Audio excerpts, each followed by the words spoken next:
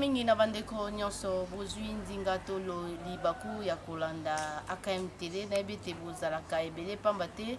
mpona kolanda basango lokola tomesana na bomesano koloba ete l'info c'est nous na lopoto na lingala tolobaka ete basango eza biso na bomesano kaka ya kolukela bino basango ya sika nini koleka banani balobi nini banani baza na posa ya nini nde esalaka ete Ange Kashira akita bongo la terre mpona koluka mai oyo bolukaka na ngonga oyo esengeli ndenge bokomona na mopanzi na ngai lelo nauti koluka nani ndeko ya mouvement citoyen Ben José oyo aza mpenza mobundi abundelaka mpona bayimboka Congo me nayokaki to nakomona ete bakomi na mwa kimia nayebi te bobangi oyo to nini pamba te na ntango ya gaz mpe monduki bandeko bande kosigne char de combat na monduki me sikoyo bandeko bakoloba eloko te makambo nyonso oyo koleka seke eza kaka malamu to likambo nini to banda no na mbote mwana mboka mbote ndeko journaliste Mama Ange mwana mboka Ben José toyambi yo lelo boyei malamu na AKMTV eza mbala ya liboso toyambi yo mpenza malamu. En tout cas merci na sepeli vraiment na ke na pesi balandi tu ya AKM mbote makasi mwana mboka Ben José lelo tokobeta mpenza masolo pamba te masolo eza mpenza mwa mingi banda pouvoir asika yeye tozokoyoka bino bon nayebi te mpo bobengaka AKMTV te mpo ya kolakisa bayo balandaka message na bino eske bokosepela na makambo nyonso ekoleka to gouvernement oyo ya sika bopesi yango chance nini na makambo mosusu bandeko to bamama na biso batekaka na balabala bazwi ndingisa ya bazwi instruction babengana bango na bisika na bango batekaka eza malamu mpona kobatela bavi na bango eske eza malamu mpona kokanga biloko na bango kotumba biloko na bango wana nde eza mpe mabe to eza malamu esepelisi bino to esepelisi bino te mpe musala na bino mouvement citoyen eza nde yango wana nayebi te silence na bino esepelisi bino to nini pamba te nalingaka soki bomoni mwa molile kokota boye na mwinda botie bayimboka bagangi basepeli ete mosala ekoke kitoko me bino kimia nayebi te mpe maye oyo te loba nano mosusu boto bakisa mosusu koloba ete nakanelaki yo to nini yo sisa Mama Ange na banda biso tosalaka makambo na sentiment te tosalaka makambo na conviction surtout biso esha marié tout tozali kosala tosalaka ngo sur base de conviction na kobanda na koloba ete gouvernement échangé te ndenge oti oloba peut-être régime nde échangé mais gouvernement oyo ezali eza kaka gouvernement ya depuis Kabila wana parce que Tchibalaka nda aza wana na bato ne balisanga bonganga ba médiocre nyonso bazali mais bakokende kala te mais kasi po lobake soki olingi olobake to changer parce que gouvernement échangé non nalobi nde pouvoir échanger bon pouvoir échanger écoutez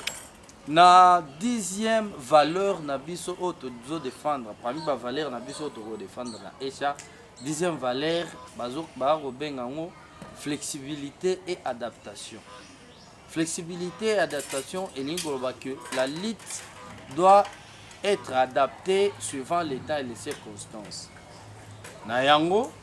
battant Otozali,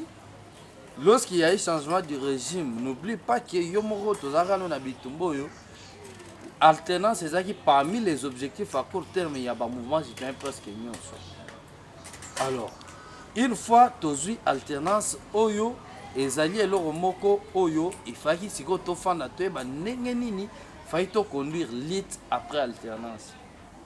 yango moni moi kimi ekotaki ba mouvement kilikili bazosala ba retraite na bango biso pe tozo se préparer pour la retraite d'ici peut-être une ou deux semaines au bosanate que est parmi les mouvements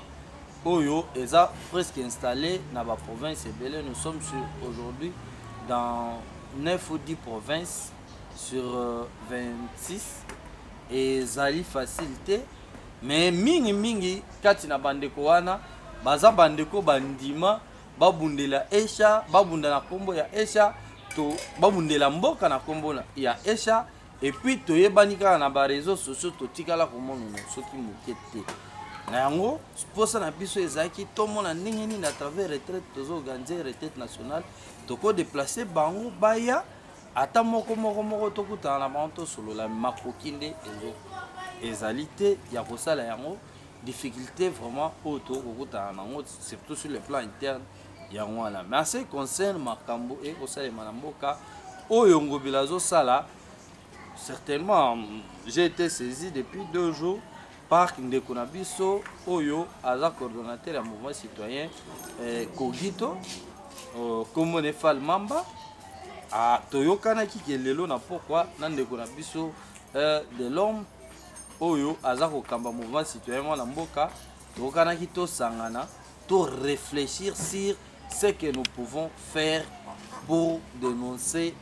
comportement oyo ya Ngobila. Certainement Ngobila wangani alobi eza yete mais vraiment ba dérapage eleki tellement belé parce qu'on ne peut pas comprendre que mutu azomilukela musala wana et si azomilukela musala eza parce que azala musala l'état apesiete mais l'état avant au lieu pesa mutu wana to lukele place mususu ya ke banda kotekela yo zoya obuki c'est que oza l'état moyini le bana ngo ata fangiongo l'état mobomi l'état monyokoli. Est-ce que méthode oyo Ngobila alinga memela biso soso yangwana? Non, on ne va pas accepter akuta biso na nzela na ye déjà réunion ezosa ye mana pour na lelo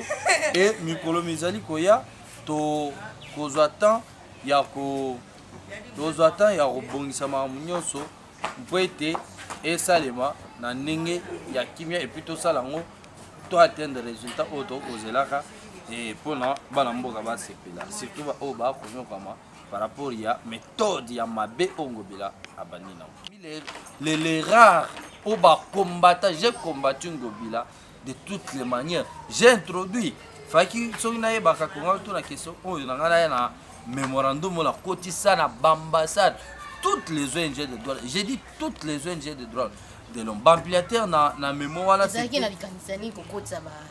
mémoire ezalaki na tina ete bayebisa président de la République na batunyo soana ba empêcher candidature ngolo ngana ibaiki Ngobila oleka mais comment voulez-vous Ngobila na maindombe kuna bikolo mibale bandeko ya excusez kombo ebungi bikolo mibale wana ndeko Ngobila akoki ko maîtriser bango te abomisi batu ebele a maîtriser des bikolo te mais akoya na Kinshasa o toza na 450 bikolo Ngobila o gérer bango ndeni résultat ya ngoyo na lobaki nyonso na mémoire na komeli na ebi même pas eloko ni mutuni na koloba bambassade ya Suède, États-Unis, Belgique, toutes les ONG de Drôme, CNDH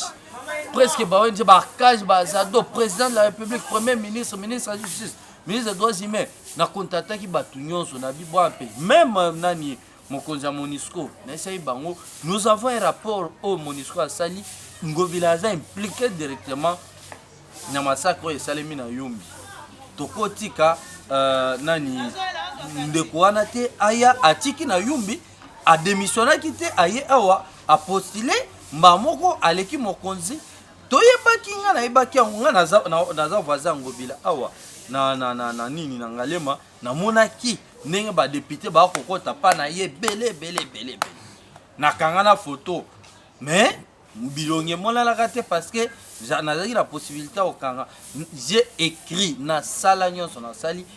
et puis jour wana ya vote na komika na assemblée provinciale boye na okika capitaine moko a crié ye wana de bazwanga bongo jour wana tant ba ko voter Ngobila na kati ngana koti prison de 9h ba libérer ngana 21h motuna mosusu ezali to likanisi nini okoki kopesa biso na bandeko balandi nyonso oyo bamesana kolanda bino ndenge botelemaka population me bozalaka mpe na maeto mwa baconseil ya bien okopesa to bamakanisi ya kobakisa na population likambo ekosala mwa confusion na kati ya bayimboka et surtout bao bayebi te ndeko Kabila abingaki ba gouverneur ya FCC pamba te pa ye nda akoengage FCC abingaki ba gouverneur nyonso babimaki na ngambo na ye toyebi te ezalaki mpona ntina nini ya masolo nini toyebi te. Mais sikoyo mikolo misato outi koleka oyo komanda lundi ti mercredi chef de l'état Antoine Tshilombo Tshisekedi azalaki mpenza mpe na bagouverneur azalaki na bango masolo banda mikolo misato ezalaki mpona kolanda nzela oyo ya lingeli. Mwana mboka okobakisa nini na eloko wana? Rege na biso ezali ete na mboka oyo to pe na mboka oyo pe tellement te mais na Afrique tozali na habitude ya kosala batu ba super homme. Toali na habitude wana ya kokomisa batu ba extraordinaire. Et puis tant okomisi mutu na dimension wana, tango ekoma ngonga ya kolongole na dimension wana okokate te atamuke. Yango nde ozokomona lelo bato lokwa ba grand professeur lokwa ba Boshab ba Nemi banani ba kongumela se Kabila ti lelo ba kongumela ye ba komona ye on dirait super homme parce que ils l'ont amené na dimension moko o bazaki lelo bazana maîtrise ya okitsa ye te. Obeminako alobi ete soki Moïse Katumbi aye awa bakokanga ye. Or chef de l'état pesaki ndingisa la matali politique nyonso mpona kozwa mayela moto nyonso ndeko wana akotelemela président de la république mwana mboka nayebi te bango bauti na pouvoir 18 ans 17 ans basali eloko te toza na posa ya kokende nzela moko ya bien mais bandeko baningi bakotisa biso su na kati ya mbilinga chef de l'état soko alobi bango bakoboya nayebi te bango bakomitia na place ya nini na banzana sisa makanti nazali nango nakoma. Voilà lelo soni na bango bamina kunyonso bazaka sima Kabila parce que Kabila qui n'est qu'un simple sénateur, un sénateur bien qu'il a statut d'ancien président, mais tout le monde a ancien président mususu tout le monde qui Obama tala Obama ndazo a kotambola mais bango baza donc niveau wana ils ont niveau à médiocrité très élevé pour toi na on mboko mais na oyo koloba ngana osepela soki mena kwa koloba bongo nazo sepela batu ya FCC loba nango ndeko moko boye bato FCC bakoma na comportement wana parce que e komatiaka kanda population. Félix Tshisekedi a sauvé bango soki vraiment ezalaka mpona Félix te bango nyonso wana bazaza na baexil baza partout bakimikimi mbango mais nakosepelaka balo basalaka bongo balobaka mabe bacontredisaka Félix oyo azo bénéficier quand même na confiance à peuple pour mettre sous peuple kanda makasi kande mata siko tango eko exploser omona ngai kutu nazo yebisa ndeko Félix président ya mboka oyo biso ngai je ne sais pas pourquoi Félix hésite. Parce que Félix est nommé comme premier ministre au Yachua Nayo. De toutes les façons, Azali, autorité morale et majorité présidentielle. Et il peut puiser seulement dans la majorité présidentielle, que ce soit na cash, mais soit je moutou à cash. Acheter na parlement kuna, ba député babo ya kwa teriner 1 million de personnes. La majorité à l'obaki, ceux qui babeko ça eloko bongo bango ba ko empêcher Félix ça eloko bongo. Mais ba ko empêcher ndenge nini parce que yeso a signé ordonnance et koleka na RTNC. Premier ministre a kendeka la parlement na 1 million de personnes, même 500 000 personnes. Babima, ba to entouré ka parler du peuple wana. Moni mambasala ki nani ba on mbujima ye. Maweja akokaki koleka gouverneur ata mukete d'une soala mais population ebimi elingi kaka assemblée provinciale lobide bino bo voter maweja te bobimaka abokeni et biso toza na capacité na ya kolinga parler du peuple na to entouré ngo premier ministre akoti kuna bobo ya quaterinaye comme ça bobima na muto abima kende pa na ye Félix akobanga pamba parce que aza quand même na population munene bato oyo baza sima fayulu Baini vraiment Félix c'était.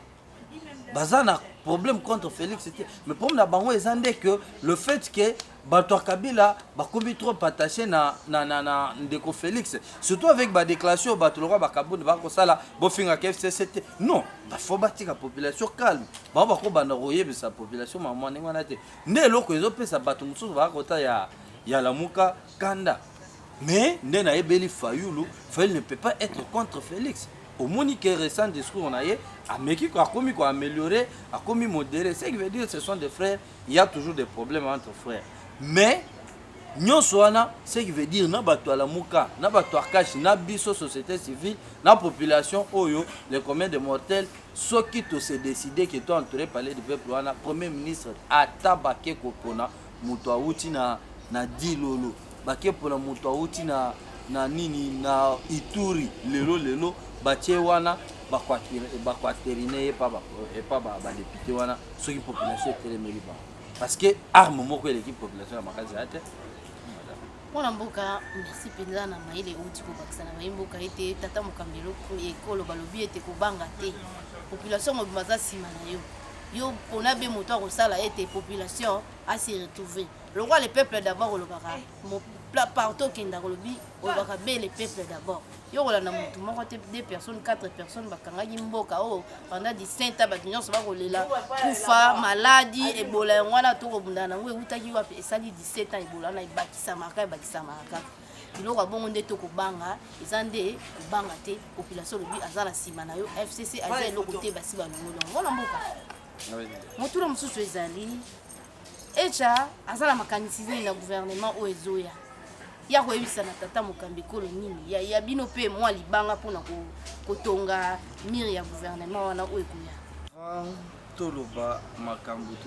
toza kozela batante na biso na gouvernement ekoya faut te rappeler que echa azo continuer kosala mosala na yango tant que baactiviste lobi tosalaki point de presse wana ezali kose reporter na plaidoyer au tokotiaki la présidence depuis mois passé pour nous la président était alobaki réconciliation alobaki décrispation il y a climat politique alobaki pardon mais alobaki au nom de la paix nationale mais regarde na biso ezaki ya otala été bato ebele pe ba o bazwi liberté na bango lelo ce sont plus et seulement bato ya ba parti politique constat wana ekendaki na kotala ete soki otalela pe bato bandeko mouvement citoyen bakangama babimite ba mouvement citoyen bandeko ba mouvement citoyen bazaki sous vraiment na boloko te pendant période oyo enani kabi Tshisekedi azwi bokonzi bazalaki vraiment na boloko te mais biso bato tokolela eyali obe bamilitaire oyo bakangama mpe mpona baproblème politique. Pourquoi totali bongo? Parce que tout le monde était so totali bapoliticien bakangamaki oyoka bakangaki bango mpona infraction des droits communs, séquestration des agents de l'État, causes et blessures volontaires, tout ça. Ceux qui ont tali bamususu viol sur mineurs, ce sont des infractions de droits communs. Mais babimisi bango na connotation moko politique. Mais ceux qui ont tali ba militaire, le roi ba Edi Kapen, le roi ba général John Chibango, ba mususu ba affaire ya kamina sa ba mouvement insurrectionnel nyonso wana ezali bato bakangami pour des infractions purement politiques. Ça c'est purement politique au vrai sens du mot. Mais bato bakangama ki pona ba infraction des droits communs, ba libérer ba mais bato bakangami pona ba infraction politique bazotika bango comme si bango bala ba perte et pourtant ba militaire wana bala ba parents baza na bana baza ba papa baza ba yaya toza na posa chef de l'état ta appelle kamuna bango a libérer bango. Chef de l'état a informé au maman Ange pour votre information. Chef de l'état a pesa qui ordre ba libérer général John Chibango. A pesi j'ai un auditeur supérieur Jean Mukuntu ordre qu'il faut libérer Chibango. Bien avant qu'il y ait les États-Unis. Général Mukuntu a se déplacé à Yemoko Ayati na prison de l'eau. Jour où on a besoin de la prison de l'eau, on a compte à plaidoyer. À l'époque, tous ceux qui on a qu'à répertorier les prisonniers. À Yebisi, na présence du directeur de la prison, na présence il y a auditeur, il y a cours d'ordre militaire, nani ba onyon so ba fanda ki wana batukili kili. Ba komuna ba ona za na bangwana na okaki otangelo mais téléphone les appels musika ba yebisi Chibango boy chef de l'état pesinga ordre na libérer yo wala mukuntu ndolo mais il faut oser la soumuke tozela nani chef d'état major général adjoint azo utakananga en attendant poto lukela yo esika okovanda na sécurité madame esalema bongo toyoka boye biso lokola toyaki kolandela dossier toki mutu moko abengi biso abino nde eza boye mokuntu azwi ordre euti kinga kati ke valibere so Tshimbangu te comment tolandeli dossier récemment tozokaki mokuntu afixé dossier na tribunal mais madame article 18 ya constitution ya mboka ya biso elobi clairement que garde à vue ekoleka 48 heures te au-delà de 48 heures garde à vue ezokoma arrestation arbitraire mutu il faut azala libéré immédiatement mais lelo Tshimbangu azokokisa aokende depuis une année tokende déjà 2 ans na nzela mais jusqu'aujourd'hui aucune solution n'est trouvée tokomoka bazo fixer dossier avec ordre ya bakondamné tozo senga à travers émission oyo na chef de l'État à s'impliquer vraiment tokoti koloba ngote il doit s'impliquer sinon mukuntu azobéir ba ordre mususu chef de l'État Félix Tshisekedi azali commandant suprême te oyo mukuntu azali militaire na ye mais soit tozana bakonzi mibale na mboka soit mukuntu azobéir ordre ya kingakati donc azo défier Félix Tshisekedi mukuntu azobouder ordre ya président Tshisekedi. Non, c'est pas possible. Il faut vraiment que le président montre réellement qu'il est le chef de l'État et qu'il doit vraiment s'imposer pour que Tshimbangu recouvre sa liberté. Non seulement Tshimbangu, mais Bahidi Kapen, Jeko Beya, Bamasa Nabiso, Babundela IDPS, Bazaka la prison Tilelo. Tout ça, chaque jour, on a Bango, Bango, faut pas bima. Faut pas bima, se retrouver dans le compte, il y a des crispations. Na compte ya réconciliation autour pour sinon kozala na bato Kabila o babomi biso kotika siko bato to bundai na ba Tshimbangu wala bakota izamba pour la biso parce que biso un moment ba mona que à un moment Kabila zone dima pas marche pacifique te ba on peut bakotisa mbabité pour la coexercer la pression na Kabila to bundai na bango nyoso faut pas libérer bon ndeko par exemple il dit qu'apeine Azam Mutumoko a bénéficié qui déjà dans la loi amnistie en 2006 dans l'accord de la Saint-Sylvestre balobela qui bango va obligé batika bango nani commission des droits de l'homme à l'Union africaine et akita qui bango non mais ngana zakana nakenda tant na iso que je travaille sur les plaidoyers c'est que nazo kenda ka ba prison na kokutana kana bango to solo là bango pesa kanga i ba fait ba version de fait na bango ba ocho komenaza na plaidoyer au ba komeli président de la République ba expliquer ma réunion soir mais jusque là aucune suite. Mais il faut que le président de la République agisse. Bande Kouana, Basalaki Mabe Tondimi Yango, mais 18 ans de prison, ça suffit. Tshimbangu Wasali Mabe Tondimi Yango, mais déjà 2 ans, ça suffit. Et il est temps que Bande Kouana va recouvrir liberté na bango, va vivre peu parce que bada ba parents ba na bango, basi na bango Bande Kouana ba ko souffrir makasi na minicho. C'est comme pas maté à quand les arrêter basango biso l'info c'est nous na le coton de misala ko ba namo nanda monda moto ko kende penza na suka na ibiti ozana maito message no ko ebisa bandeko oyo ba misana na echa ko kundenge echa kitaka sur le terrain pas maté to ba ki to kotambola na bana mboka nyonso o babundaka na époque te Kabila longwa Kabila lelo longwe tungi to eba susu na monoko na bango baza na posa ya nini pas maté ko ngeza lokwa chantier to ko tika bongo te bo fana kimia koloba na bino mwa nini moi moto na bino esala ete mboka ngopeza la kimia bozala ka nécessaire ngana ninga tango bokiti sur le terrain bokolobela pour la population nde boende na sepela telemi okolobela pour la population pour la moninga na yo donc esala ka moi esengo okobunda penza bitumba na ndenge sengeli mwana mboka oyi ko bakisa susu mustuna nani message mususu ya suka te po tokata tokende koluka susu mwana mboka susu de leur poche yepe fois yebisa biso kimia na ela kitinini bande kolelo bolemba biso tozana pona kosala musala oto mesana kosala mwana mboka pesa message na yo po tokomi na suka. Merci beaucoup maman. Ezali ete bala mboka ba se décourager te.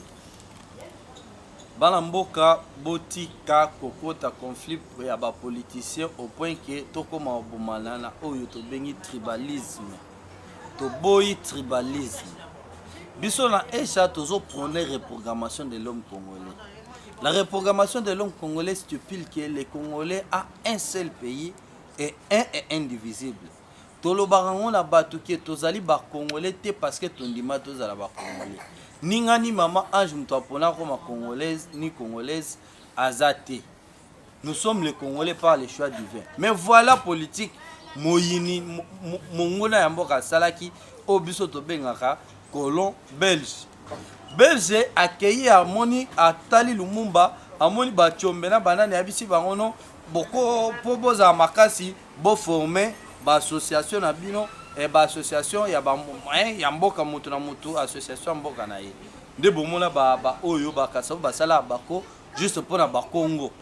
ba Moïse Chombe ba sala ba association na bango ba Katanga ba Lumumba ba sala ba association ba Kasai ba Mulope na banane. Et après l'indépendance, le même Mundele Azoya a ebisi bango no moni ba association na bino yo beaucoup misanga ka parti politique. Mais le roi biso toyi ba yindo Mundele na makanti mususu bango bando kanisa zo sunga bango tant ba commission ba parti politique banda wana okoma omola pour parti politique ezali 80% fo bazala ka bato ya mboka ya mutu wana yani euta obekuna nyonso wana politique na ye ezaki pose ezali nini Congolais à la unité. Et ce qui te veut comprendre en haute au cancer, auto salé, l'autre pour la famille là, c'est et outil musica. Et toi comprendre et ça, tant que la reprogrammation de l'homme congolais, révolution des mentalités, Azali, qu'au bongo la makansia congolais, qu'on faire comprendre que Azali na droit na mboka na ye, qu'on expliquer ba droit na ye na koye bisaine ni na ko existango. Qu'on expliquer congolais que division et où tapa na bisoté voilà place na expliquer bino nengeni ne salake lelo et comment il dépêche balu babaleki belé lelo comment nani palu bataba no baleki belé ezali politique mundela taka kati na biso pona okabola biso na yango tolaki saka bala mboka kyo ndeko Tshisekedi ndeko Fayulu ndeko Tchadari tant ba yeko sala campagne na ba député nyonso bandeko Elezer Tambwe na ba Mike Mukebai ba yaki ba bi voter moi na koso na kende kolobela bino voter moi ezali différent tena yo ndeko kotala ngai tant aussi ça rappelle classe na yo commis demande d'emploi OK côté en entreprise engagez moi je vais faire ceci je vais contribuer. Batouana lelo to pesi bango musala bayaki kokotsa ba demande d'emploi nde campagne na bango wana to pesi bango musala donc muto yo pesi musala tu es censé au contrôler il est redevable vis-à-vis na yo et yo il faut être exigeant. Un chef ne se plaint pas, un chef encore batté que papa Tshisekedi a roté la biso likamote mais c'est Tshisekedi loko bebiawa tu dois intervenir. C'est comme ça. Un chef a qui jamais aucun de se plaindre et pas moi la musala. Bandeko, besoin conscience pour comprendre que batona to pesi ba musala, si ça prend ngonga muke à 5 ans, to ko évaluer bango so bazan chance to pesi ba chance à souk. Mais na yango, il faut vraiment peuple na biso beau s'éveiller, beau comme un peuple éveillé, un peuple exigeant vis-à-vis des autorités qui doivent être redevables. Na banza message na soka to kaki oloba yango numéro à contact pour na baye bako ni maba contacter mouvement citoyen Echa page Facebook Echa RDC et page ya batunyo sur na Facebook aussi ezali Echa RDC officiel et tozali compte Twitter na biso ezali pe Echa RDC officiel numéro ya contact c'est plus 243 084 44 66 101 plus 283 84 44 66 101. Voilà un peu ce que nous pouvons vous dire. Maintenant mingi mona mboka na ndenge pendo ya ndugu popesi makanisa malamu pe kitoko ba imboka balandi yo na lelo penda to kolela bongo na kombo ya gouverneur na biso sikango bila ba mama penda baneli pe na ndeko ne rombungu ba votaki na matete ba kolela na kombo no ba votaki o ko kolobela bango te bolobi botindi bango te mais papa suivi bo sala raté. Tolobaki état de droit on pesa makasi biso nyonso to bandolandela misala nini ba pesa osala fo sala ngona ndenge sengeli otindi ba soda balongola ba mama oui bo protéger bango na likama ya mutuka ya elo na accident moko bakoki kokufa bakoki kozuka mwana ezali makanisi ya malamu mais makanisi ya koboma biloko ya bato kotumba ba mesa ya bato ba mbongo ya mike ya pasi mama tekaka nguba tekaka nini bana baliaka wana bafutaka minerva tango yo otiki soda amemi biloko akena ngo amemi mesa tumi mama ona kolesa bana ndenge nini Néron Mbungu ba vota ki na matete ba kolela na kombo na ona ndenge ya mabe. En tout cas faut intervenir bolobi botindi te mais jusqu'à là bo sali suivi te biloko ba mama bato ekele. To kolandela loko tina suka. To komi pena na suka akami to bakabe polele. Tozana pona ko aider population. Tozana kaka pona population. Lokwa ba le peuple d'abord biso pe to kotika na le peuple d'abord. Lokwa nga ange kachina no ba kaka na bandolobela kaka population. To komi biso na suka na pesi merci na bande konyoso. O ba pesa biso mo lisungi akami zo moi méga ezo ma matériel. So po lingo ba kisa lisusu numéro na biso yango wana pona ko soutenir biso. Toza wana pona ko aider population pona ko lakisa bino eloko nini ko simba tene eloko nini simbi. Biso akami tozana to bengi bino nyonso o azana mo lisungi. Caméra nyonso numéro na biso eza place wana to pesi merci na bandeko o batie moi loboko Jean Paul encore vraiment to pesi openza matondo nini pamba te osale te bandeko balanda biloko abwina AKM to pesi merci na tonton Rigo na Londres yo penza mwana poto ya solo opesi moi contribution na AKM Rigobert Ngandu en tout cas to pesi openza merci totikali malamu pe tokutani lisusu mbala sima tokekende koluka mwana mboka ndeyolo yepe kimia ezalaki tango masasi bagaz ezalaki tobanda komona ye wana ake kuna na ambasade ya Kingani botika bakongole melelo kimia na toyebi te mwana mboka elakisi nini yango wana tokende koluka bozela lelo kolemba biso te tokutani lisusu na numéro mosusu. Bye bye. Salutations. Bye bye. Salutations.